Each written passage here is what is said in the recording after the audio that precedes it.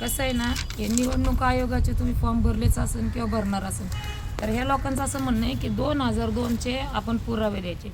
तर मंडळी, ही जी आपली पहिले आहे ना वोटिंग कार्डाची प्रक्रिया झाली, त्यात खूप जणांचे आहे ना हे वोटिंग कार्ड जाळले होते.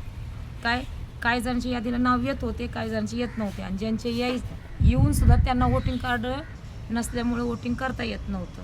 हा झाला एक मुद्दा. आता दुसरा मुद्दा असा आहे की माझ्या सासऱ्यांचं वय 85 वर्ष, आणि ते आतापर्यंत वोटिंग करत होते, म्हणजे आपल्या आमदाराच्या निवडणुकीपर्यंत.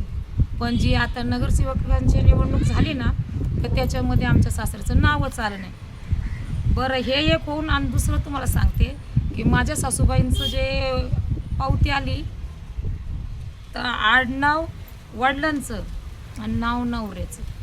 म्हणजे आता ही चूक कुणाची?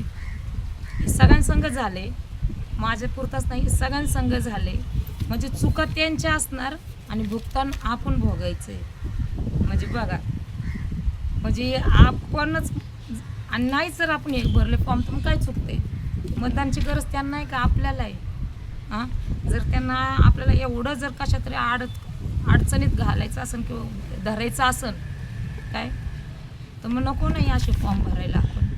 बरोबर आहे ना? जय भवानी, जय शिवराय.